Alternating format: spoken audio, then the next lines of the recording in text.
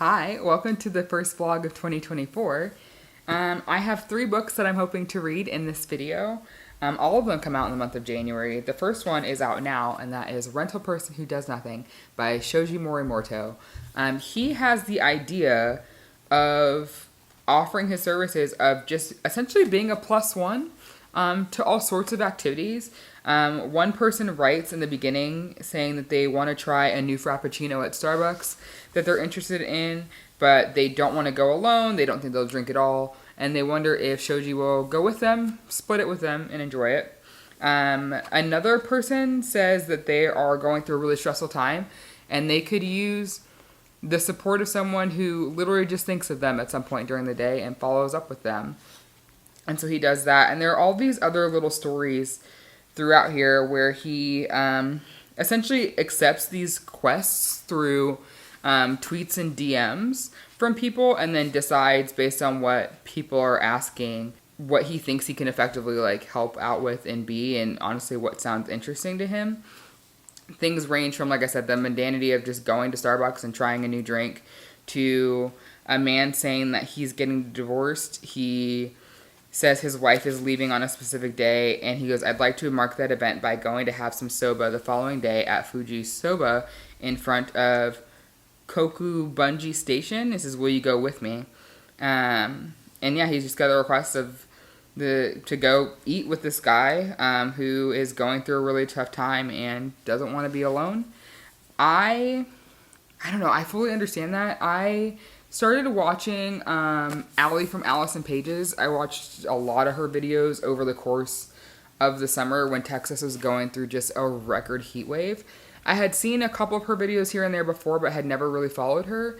And I compulsively watched 20 videos in a weekend from her, which is kind of nuts when you say it out loud. But one of the things that kept me reaching for her channel, especially at that particular time, I was going through a really tough time throughout the summer, was her, number one, her energy. If you follow Allison, you know that she just has incredible energy.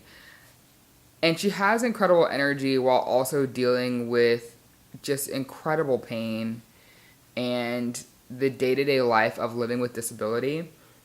And one of the things she says on her channel is that they celebrate mundanity and just the simplicity of life while living day-to-day with disability. And she just creates such a welcoming community. And I really clung on to celebrating mundanities during the summer and have tried to continue that.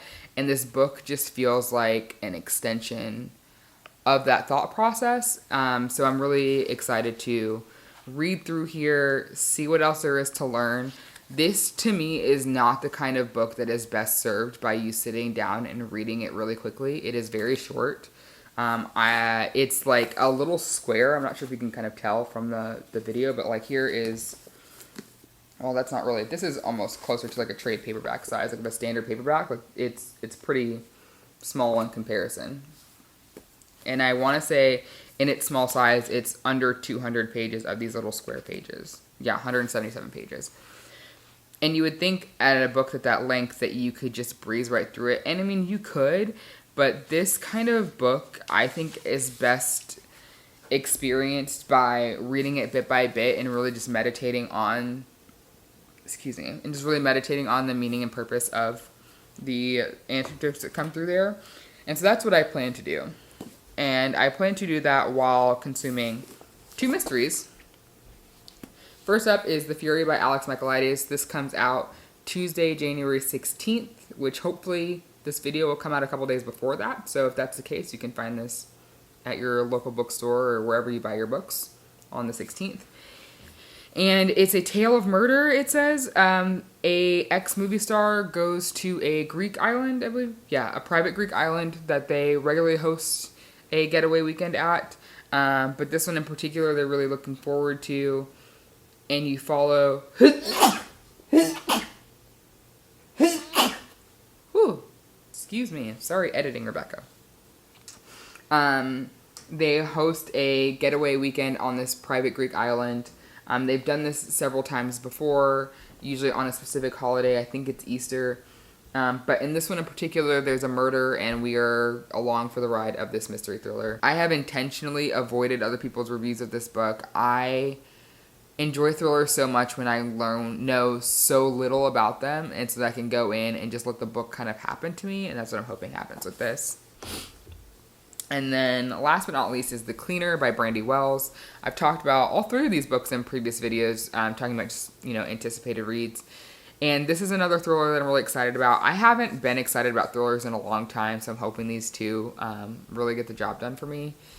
This follows a cleaner whose name we don't know, at least from the synopsis. But we do know that she pays attention to everything. And while she's cleaning one night, she finds some evidence that the CEO may be up to something sinister. And she, I think, tries to stop that thing from happening, whatever that thing may be. But another book that I'm excited to dive into. Yeah, I'm just hopeful that these thrillers will work out for me, and if they don't, that's okay. But I am trying to go back to reading a wide variety of genres in a year again. So I figure I will start this month with thrillers. So with that being said, let's jump into the video.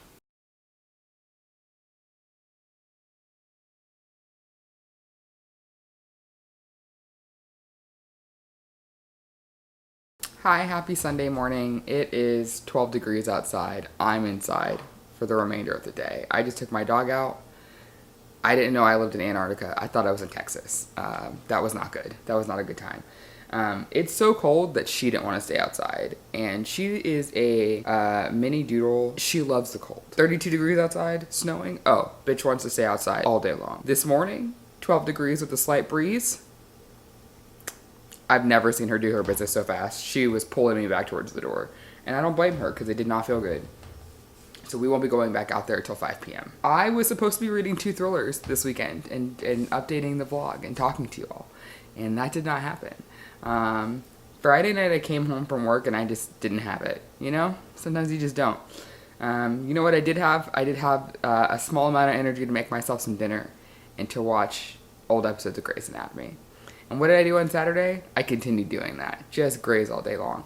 Because I woke up with this twinge in my neck that just said, hi, I am your ruler today and you will abide by what I tell you to do. And it was just me alternating hot and cold compresses and trying to massage the knot out and trying not to cry, turning my head. So I didn't get any reading done yesterday. Today, I feel okay. I'm sore from trying to work that out, but I can turn my head, I can sit up without wanting to cry, so improvements have been made. But I'm now reading for my joy. That's what's going to happen today. Those thrillers aren't working for me right now. I think I'm going to need audiobooks for both of them. For The Cleaner, some of it is the tone. I feel like it's written kind of in the same style The Maid was, where it's your main character's neurodivergent and you don't know how, but you also trying to learn her speech pattern and dive into the way she's trying to emphasize certain things isn't translating in paperback like it would in audio. And then for The Fury, it's the breaking of the fourth wall. I was talking about this with everyone in my family has killed someone. Once I got the audiobook, it was very easy for me to get into it. The narrator breaking the fourth wall didn't take me out of the story the way it did when I read it physically, and that's what's happening with The Fury. Fortunately for me, that book comes out on Tuesday, so getting the audiobook should be fairly easy, and I'll just update you in next weekend's vlog with what's going on with that, because I think I am really going to enjoy it. I like the tone of the book. I like the narrator's writing style. It's the author's writing style, obviously, but the narrator is also a playwright, and so you're getting some of their quirks in there, and I'm enjoying that. But I just right now I need a book that is gonna suck me in and I don't want to put down, and that's just not working for me. So what did I do? I picked up a handy dandy hockey romance because those always get the job done. This is Puck Yes by Lauren Blakely. It's the second book in, I don't know what this series is called, but all of them have puck puns as their name. In fact, the third one just came out this past Tuesday, and I will probably read that after this. It's called, just the My Hockey Romance series. I am 200 pages in as of right now, so almost 50%, but let me tell you a little bit about this story. Ivy is our female main character. She has just broken up with her boyfriend, who she finds out was sleeping with her boss, and is now engaged to her boss. And when he breaks up with her, he tells her that he deserves like a hotter, upgraded girlfriend, which like, ew. He also wears fedoras. Sir, please. So not only does she lose her boyfriend, but then her job at the same time, because she's obviously like, I can't work with you. What kind of person thinks that this is okay? So she quits her job as well. She's working on that person's like fashion newsletter and site, and she's always wanted to start her own, so she's using this opportunity to do it. But she's also smart and goes, I still need to be able to pay my bills and live my life. So she gets a job as the mascot for the local hockey team that her brother used to play on. And she's actually living in his old apartment. And in the intro of the first couple chapters, she's hanging out with a friend of hers who for some reason has brought binoculars with him, and they're spying on her neighbor who's on a rooftop garden. And I guess the guy had come back from a run and just decides to just strip right there, so they're just getting a full show of this man in his garden. And then she runs into him later in the elevator after she's broken up with the boyfriend and quit her job, and the ex-boss invites her to cover the wedding. And she's like, at first she's like, are you fucking serious? But then she's like, you know what? No, I am. I'm going to use their selfishness for my gain. And so she's going to cover the wedding, which should hopefully bring a ton of traffic to her website, ergo making her more successful, using her hurt for her own, not for her own good, but to have some gain out of a very shitty situation. Hot Naked Neighbor is going to be her +1 to the wedding. His name is Hayes, I believe. And then the other guy is Stefan, who is the captain of the hockey team Hayes is on, and Hayes' longtime friend. They played hockey together in college. And this is not a why choose so much as it is technically, I guess, why choose, but more so just like a polyamorous throuple situation that is supposed to occur here. And Hayes and Stefan have shared women before. It sounds like mostly in just hookup scenarios. I don't know that they've ever had a relationship with the same woman before, so this should be interesting. But yeah, Lauren Blakely's books all follow the same pattern, at least in this series. It's girl is down in her luck, not necessarily fully down and out, but just down in her luck, has cute rescue dog, runs into a hot hockey player. He chooses to help her with something, and then his usually broody or commanding best friend joins the picture, and then it gets real hot and steamy, and they live happily ever after. And there's something about knowing that that's what's going to happen that just makes these compulsively readable, right? Like, you know what the formula is, and you're going to get some fun details throughout, and you just kind of hang out, and you're along for the ride. So I'm already halfway through, so I will update you later this afternoon when I finish it on what I think. But so far, so good. I really enjoyed the way that they've both expressed their interest in her without being just so overt. You can tell that, like, both of them very much value. Number one, they want her to, like, want to be a part of this, right? Like, a willing partner is the best kind of partner. And they also are really big on not only consent, but just general care. There have been some moments where they could tell, like, she was not necessarily uncomfortable, but she just went really insular. And rather than sitting alone in their respective apartments or hotel rooms, like, trying to guess what's wrong with her or, like, give her space, they've approached her and been like, hey, like, noticed you were real quiet after this big thing kind of happened, so, like, did you not like that? Did you like that? Can we do something differently? And, like, approaching her instead of letting things fester, and then giving her the out of, like, no, I need some space, which is very, very nice, because sometimes in these stories that doesn't happen, and then you get unnecessary miscommunication tropes, and someone's sitting there but hurt over something they think happened but never actually happened. So it's nice that all of that is happening up front, which has just made this an even more enjoyable experience. So with that said, I'm going to make a cup of coffee and some breakfast and read the other 50% of this book.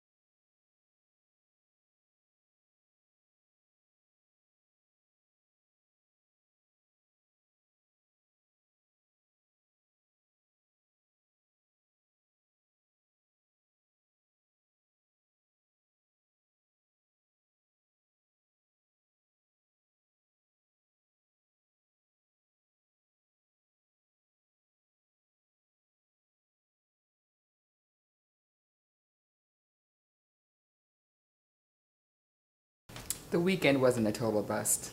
I made this. I finished Puck Yes. Immediate 4 stars. Just a good all-around time. I really enjoyed the dynamic between Stefan, Hayes, and Ivy, specifically because Stefan would not let them experience miscommunication. Like, he just wouldn't.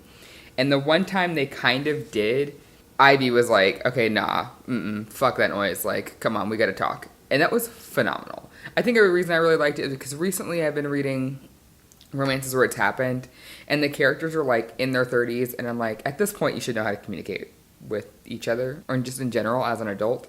And I know that's a skill that takes some work for people to learn, so it was really refreshing for that to occur literally through the entire book. The potential third act conflict wasn't even anything, which is wonderful. It was meaningful, but instead of Lauren Blakely taking it in the direction where it could have just been like this overly dramatic thing, it matched the dynamic their relationship has had this whole time. And fears were expressed in very clear ways, and they weren't dismissed, and they were thoughtfully embraced, and it was just great. It was a good time. It felt great. There was a good ratio of plot to smut, which is important. Sometimes I feel like in books like these, especially when it's like a polyamorous situation, it can be leaned on too much, and then you don't get enough of just the day-to-day dynamics of the relationship, and we got plenty of that, which is great. So now I have to decide what to read next. I kind of want to just jump into the third book, which just came out like last week, called Thoroughly Pucked. And it's kind of mentioned towards the end of this. Like, you meet, I think, Aubrey. Yeah, you meet Aubrey, who's going to be the female main character in the next book. And her, I think, boyfriend breaks up with her. No, she's getting married, and I think kind of gets left at the altar. And so she goes on her honeymoon anyway, and she takes 2 hockey players who happen to be her brother's best friends, I think, with her on the honeymoon, and then they honeymoon. So I think I am going to read that next. I feel like a headache coming on, and I really just kind of want to take it easy. And I know because, again, Lauren Blakely uses that same formula for all 3 of these books in the series. I know the general formula. My brain doesn't have to work too hard to get into it. So I think that's what we're going to do. Okay, hi. I am devouring Thoroughly Pucked. I am at 65%, 68% right now, because I forgot to come back and update you about what was going on, because I'm devouring this book. It is such a good time. Easily my favorite of the series. So this one starts out with... I'm so bad at character names. And it's Ledger and Dev and... Is it Aubrey or Audrey? Aubrey are...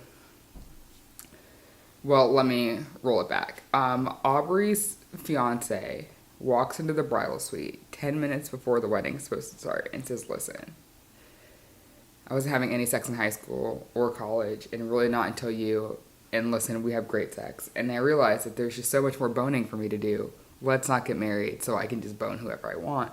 But also, it would be really cool if tonight we still fucked. And maybe keep your wedding dress on? Anyway, he's a world-class dickhead. Just absolutely the worst.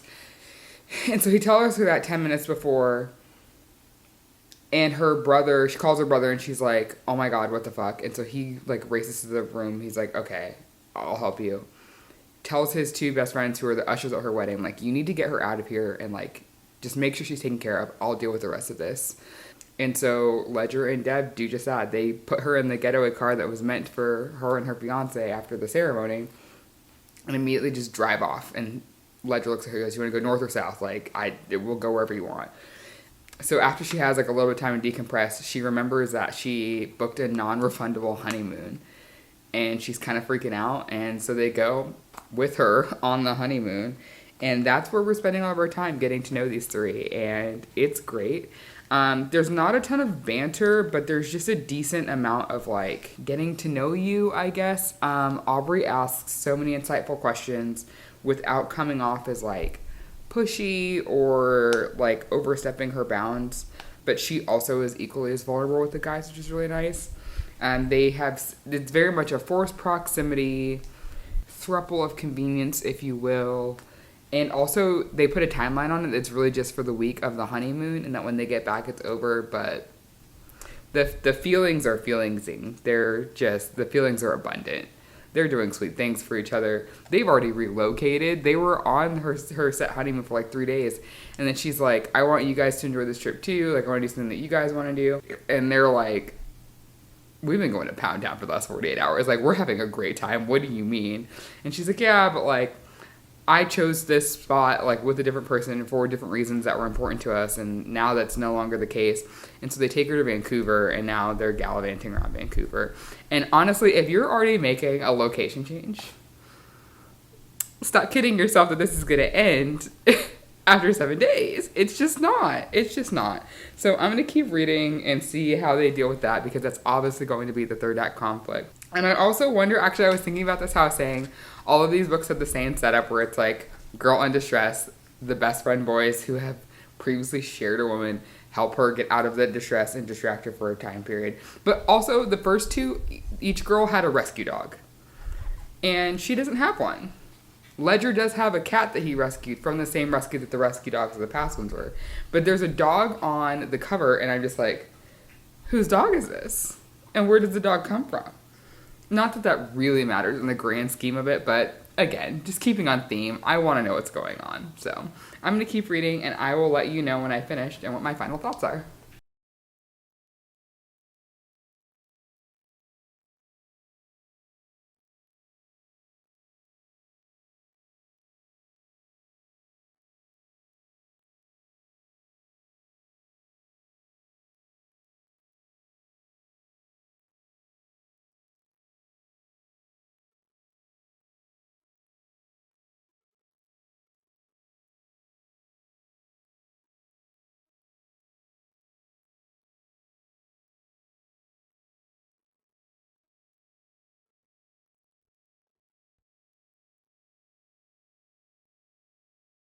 Okay, I finished Thoroughly Pucked, and it is definitely my favorite of the series. So good. It's just so good. What can I say without spoiling anymore?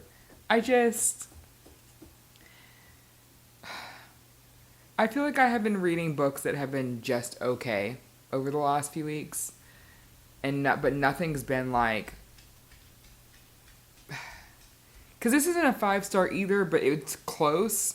And it's nice to get to that feeling of like a book where it's like, I can't put it down. I'm excited to read it. I love everything that's happening in it. I had like a permanent smile on my face for the last like hour of me reading this. It's just so good. It was just so good. And there were such good boundaries, such good communication. The main character, or female main character, she goes to therapy for a little while. And the guys are like, we will wait for you to be ready to be in a relationship, because, I mean, the book starts with her not getting married when she was planning to.